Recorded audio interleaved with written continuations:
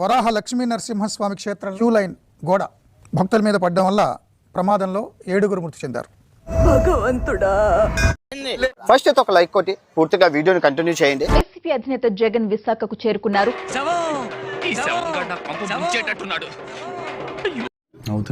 నవ్వితే నాకు గాలుతుందని తెలియదా? ప్రతిదీ కూడా డైవర్షన్ పాలిటిక్స్. ఇప్పుడు ఈ కుటుంబంలో 4 చనిపోయినారు.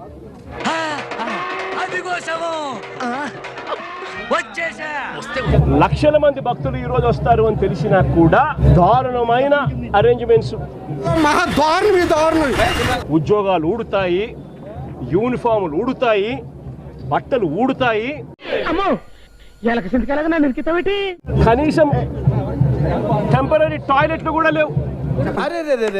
పెద్ద సమస్య వచ్చి పడిందే, ఇప్పుడు ఏం చేద్దాం? ఈ గోడ కట్టే దాంట్లో ఎక్కడా కూడా కాలమ్స్ ఎక్కడా కనిపించవు. ఇప్పుడు చెప్పేది ఇప్పుడా సార్? ఏం చేద్దాం సార్? చెప్పు తీసుకొట్టండి సార్. చంద్రబాబు నాయుడు గారు ఈ 11-12 నెలల కాలంలోనే తాబేళ్లు చనిపోవడం కూడా మన కళ్ళెదుట చూసాం. ఇక తర్వాత జగన్మోహన్ రెడ్డి గారు ఒక మాట మాట్లాడారు. ఏంటనంటే, ఇలాంటి ఘటన ఇంతకు ముందు విశాఖపట్నంలో జరిగితే గ్యాస్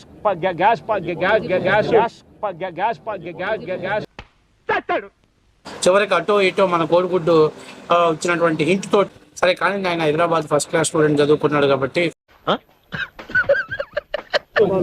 ఎల్జీ పాలిమర్స్ లో ఇలాంటి ఘటన జరిగితే జగన్ అనే వ్యక్తి ₹1 కోటి ఒక్కొక్కరికి ఇచ్చి ఆ కుటుంబాలను ఆదుకున్నారు. ఇప్పుడు ఇది అబద్ధం, ఇప్పుడు నిజం మాట్లాడుకుందామా? అటు చూడు. ఎల్జీ పాలిమర్స్ లో బాధితులు, చనిపోయినటువంటి బాధితులకు కంపెనీ వాళ్ళు ఇవ్వాల్సినటువంటి క్లైమ్స్ ని జగన్మోహన్ రెడ్డి ప్రభుత్వం తరపున ఇచ్చాడు ఎల్జీ పాలిమర్స్.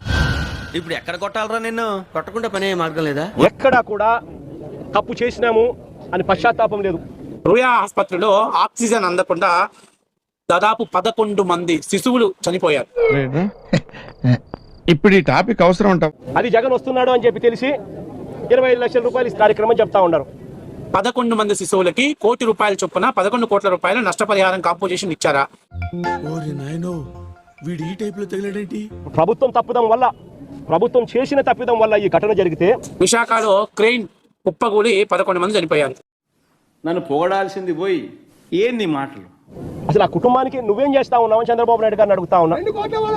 11 అసలు ఈ 11 నెంబర్ అయితే జగన్మోహన్ రెడ్డికి సెంటిమెంట్ కలుసుకుంటా వచ్చింది. అందుకే 11 వచ్చేసింది జగన్మోహన్ రెడ్డికి. తప్పు చేయబట్టే కదా మేము 11 సీట్లకు వచ్చాం.